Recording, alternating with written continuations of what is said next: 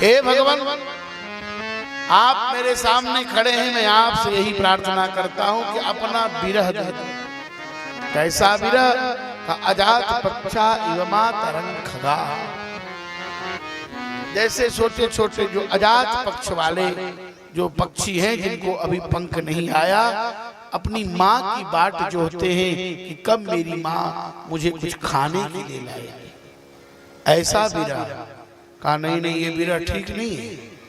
तब कहा कि मातत स्तन्यम यथा वत्सतरा क्षुधारता। जैसे बछड़े अपनी माँ का की बाट जोहते रहते हैं कि मेरी माँ गाय कब आएगी कि हम पान करेंगे। फिर भी उसको लगा कि नहीं, इसमें भी बंधन है। क्यों? क्योंकि गाय का पूरा दूध बछड़े को नहीं दिया जाता है। तब उसने कहा सबसे बड़ा विरह क्या है? अप्रियम प्रियेव विशतम विषण्णा। जैसे कोई स्त्री परदेश गए अपने पति की राह निहारती रहती है, वैसा विरह हमको दे दो। भगवान मुस्कुराए और इसके पश्चात वृत्तासुर का वध हुआ। वृत्तासुर को देवराज इंद्र ने मारा। भगवान की कृपा से देवराज इंद्र ने वृत्तासुर पर विजय प्राप्त किया। देवराज इंद्र के ऊपर ब्रह्म हत्या पुनः पहुंच गई।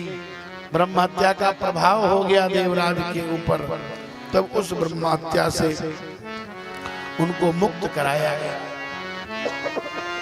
तत्पश्चात आगे की कथा में ये वृत्तासुर कौन था? का पूर्व जन्म का यह चित्रकेतु नाम का राजा था, जो भगवान शिव और पार्वती के विहार के समय विमान से उतर गया। शिव जी अपनी पत्नी को गोद में बिठाए थे। उनको देखकर कहने लगा, देखो देखो ये बाबा बूढ़ा है और अपनी पत्नी को गोद में लेकर बैठा है। शिव जी तो कुछ नहीं बोले, लेकिन पार्वती जी को बहुत नाराजगी हुई। पार्वती मैया क्रोधित होकर के शाप दे दी। जाओ, मैं तुम्हें शाप दे रही हूं कि तू दैत्य हो जाएगा। वृत्तासुर को शापित कर दिया। वृत्तासुर का यह परम पवित्र चरित्र सुनाया। यह इतिहास भगवान की स्मृति देता है। इस इतिहास का जो स्मरण करता है, श्रवण करता है, उसे याति स्वयाति परमाम गतिम। भगवान की चरणों में उसकी गति हो जाती है। इधर सुखदेव जी महाराज कहते हैं, ध्यान से सुनो। देखो, जब हिरण्याक्ष मर गया तो हिरण्यकश्यपु के मंदराचल में तप किया। हिरण्यकश्यपु के 4 पुत्र हुए, ह्लाद, अनुह्लाद, संलाद और प्रहलाद। ये बात तब की है जब दिति का पुत्र हिरण्याक्ष मर गया तो हिरण्यकश्यपु ने अपनी मां को बड़ा सुंदर एक दृष्टांत देकर समझाया। उसीनर देश के राजा की कथा है।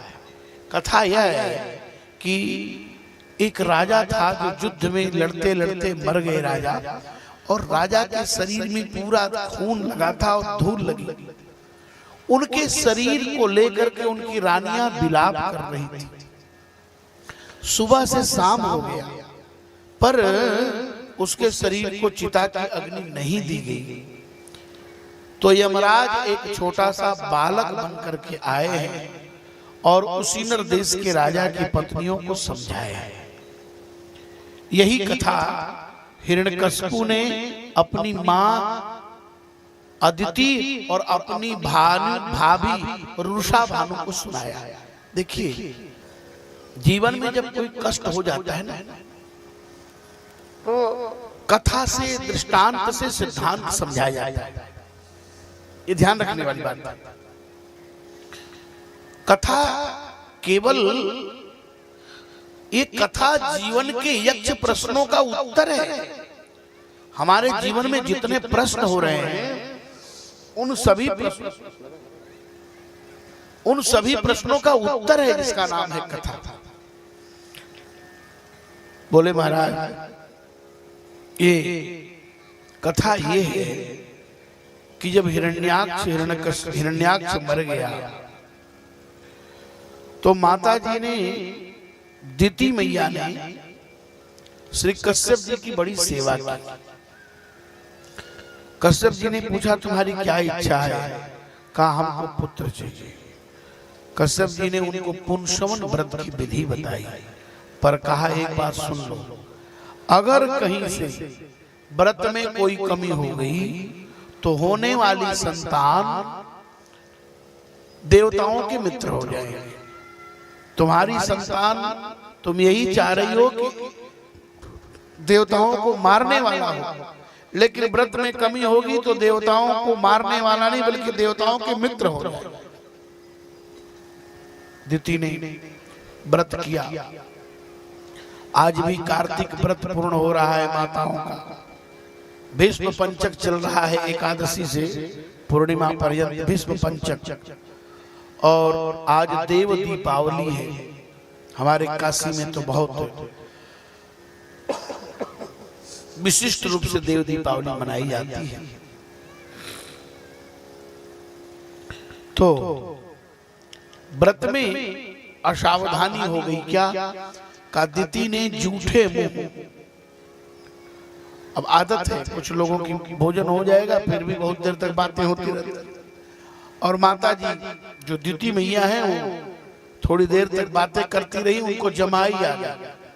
देवराज इंद्र उनके यहाँ बालक बन करके सेवक बने हुए थे, और जब ही उनको जमाई आई बस पेट में प्रवेश कर गए। उनके गर्भ को 7 टुकड़े में काटा, 7 को 7 टुकड़े में काट दिया। वो गर्भ रोने लगे। इंद्र ने कहा रो मत, हम तुमको नहीं मारेंगे, मारुत मत रो। जो मरुत हो गए बोले भैया मुझे मत मारो, हम आपके सहयोगी बन जाएंगे। देवराज इंद्र ने उनको छोड़ दिया। इस प्रकार से 49 मरुदगणों की कथा सुनाई। परीक्षित जी ने पूछा प्रभु जब भगवान के ही देवता और दानव हैं तो भगवान असुरों का पक्ष नहीं लेते और देवताओं का पक्ष क्यों लेते हैं? का ऐसा ही प्रश्न श्री नारद जी महाराज से युधिष्ठिर जी ने किया था जब उन्होंने राजसूय यज्ञ किया था। महाराज युधिष्ठिर ने जो यज्ञ किया था उसकी कथा यह है कि वो अपने पैसे से यज्ञ करना चाह रहे थे, पर उनके पास पैसे नहीं थे। विचार करिए। तो लोगों ने कहा महाराज इतना कोष में भरा है, कोई कमी है? भगवान कृष्ण ने कहा कोष में भरा है, कर लो। उन्होंने कहा नहीं नहीं गोविंद, हम नहीं कर सकते। बोले क्यों? कहा ये प्रजा का पैसा है, और प्रजा का पैसा राजा को खर्च करने का अधिकार नहीं है। विचार करें, आज के राजा और पहले के राजाओं में कितना अंतर है। एक बार जो मंत्री बन गया वो अपनी 7 पीढ़ी नहीं बल्कि 21 पीढ़ी को सोच रहा है कि इतना भर दे कि फिर जीवन में उनको कमाने की जरूरत न पड़े। लेकिन युधिष्ठिर जी महाराज की विशेषता क्या है कि युधिष्ठिर जी महाराज अपने यज्ञ में प्रजा के पैसे का खर्च नहीं। तब भगवान कृष्ण ने कहा यहाँ से दूर चले जाओ, थोड़ी दूरी पर उत्तर दिशा में एक जगह धन है, वही धन ले आओ। तो धन था, वो धन, हाँ धन आया और उसी धन से यज्ञ किया गया। लेकिन उस यज्ञ में एक घटना घटी। कैसी घटना घटी महाराज? बोले घटना यह घटी कि शिशुपाल राजा भगवान को दुर्वचन कहने लगा। तो 99 बातें तो उसकी भगवान ने क्षमा कर दी, लेकिन जब भगवान को 100वीं गाली दिया तो भगवान ने सुदर्शन चक्र से उसका सिर काट दिया। अब भगवान की अंगुली कट गई, इसका प्रमाण कहीं मिलता नहीं है, लेकिन कहीं न कहीं होगा, तभी ये कथा आती है। तो जब शिशुपाल के सिर से तेज निकला और भगवान ने प्रवेश कर लिया तो युधिष्ठिर जी को संशय हुआ कि हे भगवान, हे ब्रह्मर्षि, हे गुरुदेव, आप ये बताइए कि इतना बड़ा पापी जो भगवान को दुर्वचन कह रहा था और उसके शरीर का तेज भगवान में प्रवेश कर गया, ऐसा क्यों? तब भगवान नारद ने उनको समझाया कि देखो भैया, ये एक जन्म से नहीं, ये कई जन्म से भगवान से संबंध बनाए, कई जन्म से। बोले भगवान से संबंध किसी तरह बन जाए, काम से, क्रोध से, मोह से, कामात, क्रोध, द्वेषात, भयात, स्नेहा, भय से, स्नेह से, लेकिन संबंध बन जाए। तस्मात् केनापि बाहेन मनः कृष्णे निवेशेत। राजन, ये कौन है? का द्वारपाल हरि के प्रिय दो, द्वारपाल प्रिय हरि के दो, द्वारपाल हरि के प्रिय दो, द्वारपाल हरि के प्रिय दो। जय रुधि जय जाने सबको, जय जय सब जाने को, द्वारपाल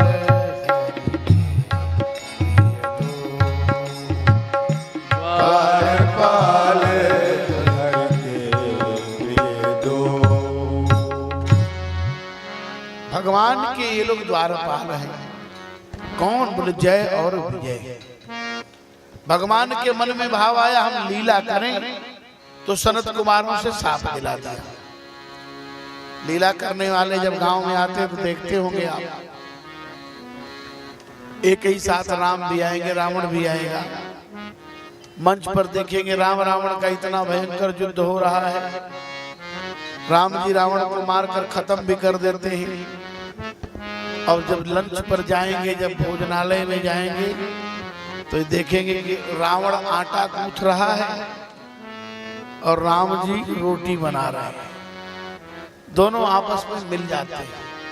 तो भगवान इस धराधाम पर आकर लीला करते हैं। देखो भैया, नारद जी कहते हैं युधिष्ठिर, जब हिरण्याक्ष मर गया तब हिरण्यकशिपु ने अपनी मां को समझाया और समझाने के बाद चला गया मंदराचल की घाटी में तप करने। बिना तप के दुनिया में कोई कार्य हो नहीं सकता। विद्यार्थी के जीवन का तप है पढ़ना, अपने काम को ईमानदारी से करना ही तप है। गृहस्थ के जीवन का तप है किसानी को अच्छे से अच्छे ढंग से करना। व्यापारी का तप क्या है? का व्यापार को अच्छे से करना। तो ये हिरण्यकशिपु जब तप करने गया, इतना तप किया, हाथ उठा करके और जटा खोल करके, कि उसके तप के प्रभाव से इंद्रासन जलने लगा, अमरावती जलने लगी, देवलोक जलने लगा, और उसके शरीर पर चींटी लग गई, दीमक लग गए, घास फूस जम गए। ब्रह्मा जी को देवताओं ने कहा, लगता है महाराज कुछ ज्यादा खराब होने वाला है, आप जाकर देखिए। ब्रह्मा जी आए, उसको देखे तो बोले, उत्तिष्ठो उत्तिष्ठ भद्रम ते तपः सिद्धोषि काश्यप। बेटा उठो। अब उसके शरीर में कुछ है ही नहीं, तो उठे कैसे? तो ब्रह्मा जी ने कमंडलू से जल निकाला और जब ही उसके शरीर पर सिंचन किया तो कमंडलू जले नौक्षत दिव्य नामो घरादसा। नारद जी कहते हैं दिव्य रूप में आ गया। कैसे निकला? उस घास फूस से, दीमक से, का जैसे बिल्कुल बूझी हुई राख के ढेर से जलती हुई आग का ज्वाला निकल जाए, वैसे हिरण्यकशिपु आया। ब्रह्मा जी की बड़ी सुंदर स्तुति किया। ब्रह्मा जी प्रसन्न हुए, वर मांगो। उसने कहा यही वरदान दे दो कि न दिन में मरूं, न रात में मरूं, न ऊपर मरूं, न नीचे मरूं, न आकाश में मरूं, न पाताल में मरूं, न 12 महीने में किसी महीने में मरूं, न आपकी बनाई हुई सृष्टि से मरूं, और यही नहीं कहा न मनुष्य से मरूं न सिंह से।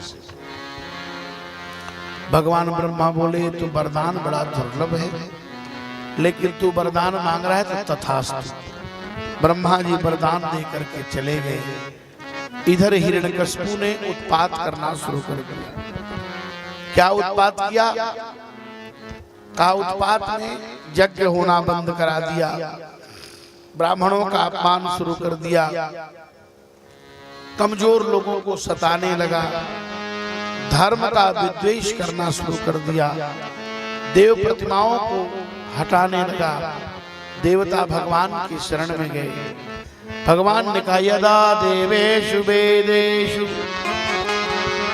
गोषु विप्रेषु साधुषु मयि धर्मे मयि च विद्वेषः सभायासु विनश्यति। जो वेद से, देवता से, गाय से, ब्राह्मण से, साधु से और भगवान से विरोध करना शुरू करता है, अब उसका विनाश बहुत नजदीक आ जाता है। ऐसा आचरण यदि कोई कर रहा हो तो उसका विनाश निश्चित तय है। इसलिए वेद से, पुराण से, देवी से, देवता से, भगवान से विरोध नहीं करना चाहिए।